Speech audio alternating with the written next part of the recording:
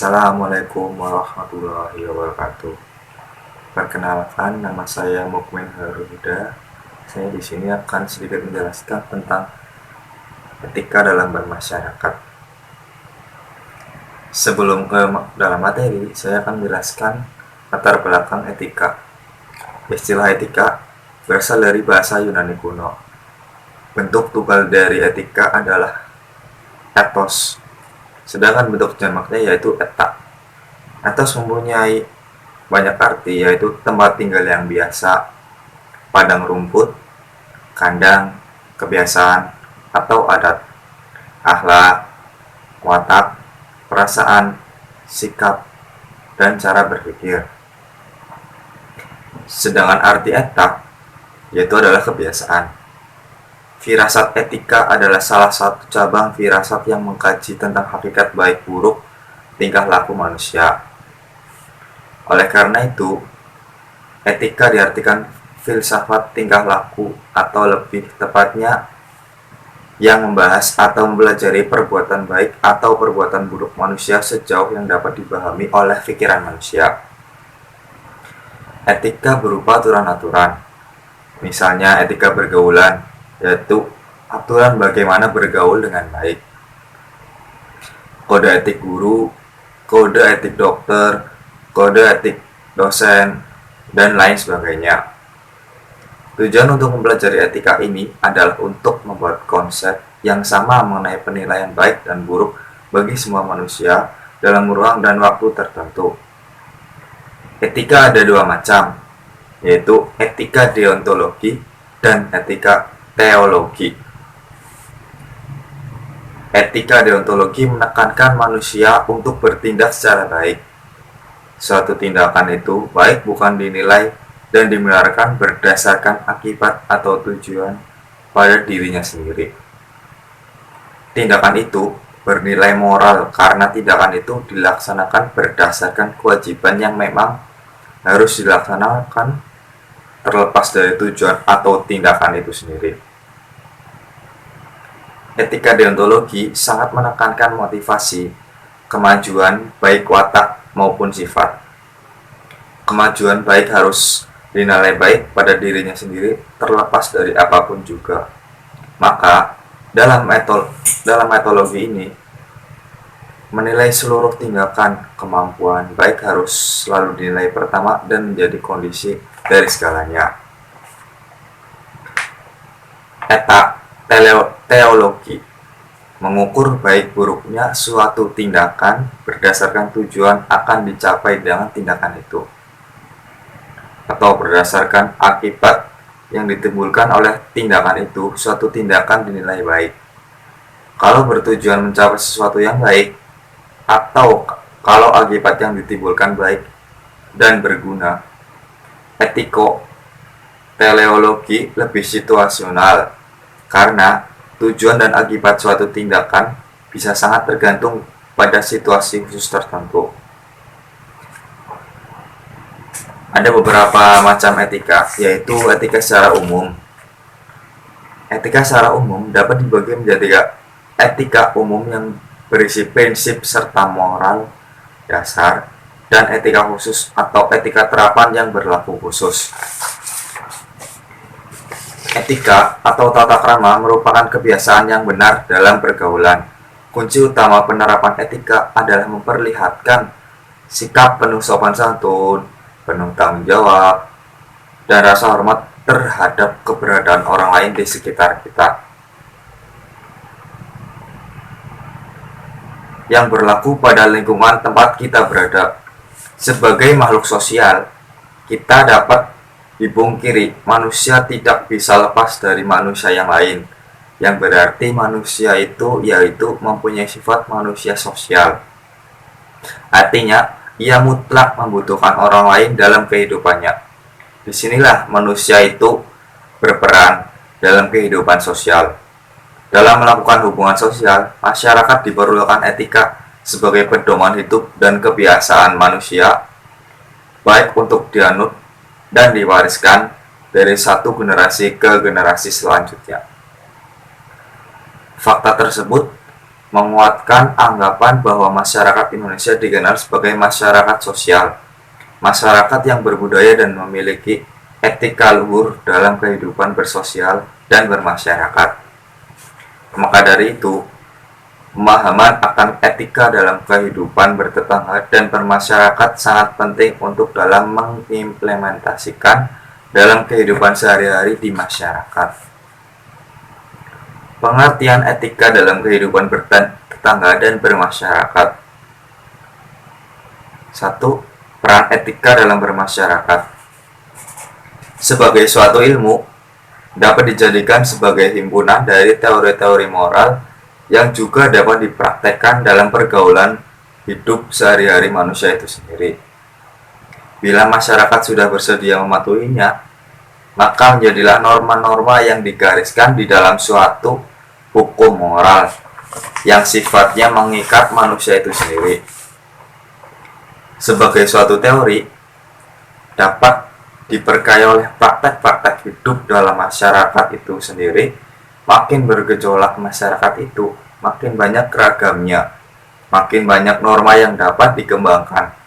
Dengan demikian, antara teori dan praktek etika, kedua-duanya saling melengkapi dan menyokong dalam pembinaan moral masyarakat. Etika sejak dari dulu sudah merupakan mata studi di perguruan tinggi, bahwa setiap alumnus dengan sendirinya juga sudah dianggap bermoral tinggi.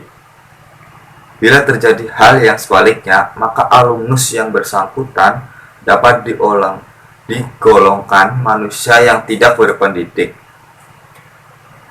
Sebagai suatu moral judgment atau hukum moral, dapat merupakan unsur pembantu dalam ilmu-ilmu sosial bermasyarakat yang lain, terutama pada ilmu hukum yang menjadikan manusia sebagai objeknya. Sesuai dengan ajaran Aristoteles yang telah menggariskan bahwa tugas utama dari etika itu adalah menentukan kebenaran tentang masyarakat moral dan bagaimana pandangan atau tanggapan umum terhadap norma-norma moral yang telah digariskan pada kehidupan masyarakat itu sendiri. Sarana untuk memperoleh orientasi kritis berhadapan dengan berbagai moralitas yang membingungkan dalam kehidupan bermasyarakat. Etika ingin menampilkan keterampilan intelektual, yaitu keterampilan untuk berargumen secara rasional dan kritis dalam bermasyarakat dan bertetangga. Orientasi etis ini diperlukan untuk mengambil sikap yang wajar dalam bermasyarakat dan bertetangga. Di sini ada bermacam-macam moral dan etika, baik benar maupun salah. Tetapi di sini saya akan menjelaskan tentang kesalahan dalam bermoral dan beretika. Banyak kesalahan yang dialami oleh masyarakat, yang dilakukan masyarakat kita karena tidak memahami etika dengan benar, yaitu diantaranya 1. Kurangnya tata krama dan sopan santun di dalam masyarakat. Cara berpakaian yang salah akibat pengaruh globalisasi. Kurangnya penghormatan anak kepada orang tua. Tidak menghormati orang yang lebih tua, dilihat dari cara berbicaranya, yang menganggap itu orang tua sama dengan dirinya. Menurut saya, itu sesuatu yang sangat tidak wajar, karena sebagai anak yang lebih muda atau orang yang lebih tua harus menghormati orang yang lebih tua. Sudah seharusnya kita harus menghormati dan bertata krama dengan baik. Ada beberapa manfaat dalam beretika di dalam masyarakat. Yang 1, akan lebih dihargai tetangga dalam kehidupan bermasyarakat. 2. Etika tentu akan membawa masyarakat lebih mawas diri dalam bertindak. Yang 3, kehidupan bertetangga akan bertetangga lebih harmonis dan sangat harmonis. Terhindarnya konflik dari berbagai masalah. Akan terciptanya kerukunan dan rasa saling membantu. Timbulnya empati kepada sesama manusia dalam bermasyarakat. Terciptanya rasa gotong royong, timbul keorganisasian yang bermanfaat. Contoh etika dalam bermasyarakat yaitu etika pergaulan, etika berpakaian, etika dalam berkendara, etika dalam berkumpul, etika dalam berbagi informasi, dan etika dalam bertetangga, yaitu sudah dibahas kita dalam etika bermasyarakat ini. Ada beberapa hukum pidana dalam etika bermasyarakat ini yang sudah dicantumkan dalam Undang-Undang Dasar 1945 ini yang sudah ditetapkan oleh pemerintah. Ada beberapa penerapan hukum pidana menyangkut etika dalam bermasyarakat, salah satunya yaitu membuang sampah sembarangan. Kita tahu, membuang sampah sembarangan itu sangat berbahaya bagi kita. Timbulnya bencana alam akan merugikan banyak masyarakat. Tidak hanya kita, keluarga kita, tetapi semua orang akan merasakan dampak membuang sampah sembarangan itu. Makanya kita dalam membuang sampah harus membuang sampah di tempatnya.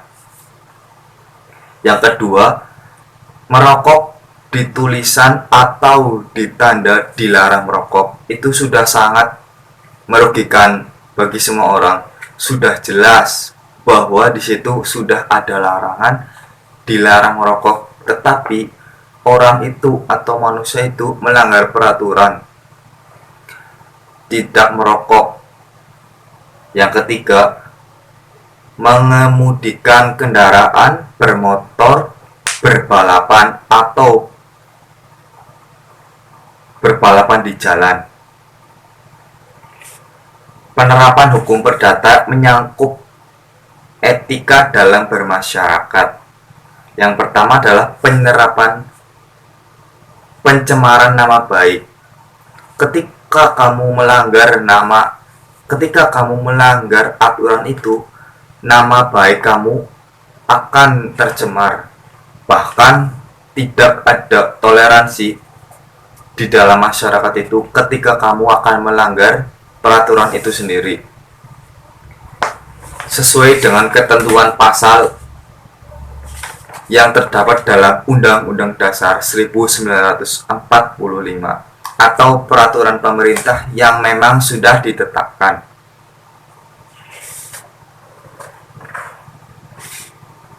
Yang kedua, pembagian warisan bagi anak di luar nikah. Kita tahu bahwa nikah di luar agama, nikah di luar peraturan negara itu sangat jelas dilarang oleh pemerintah.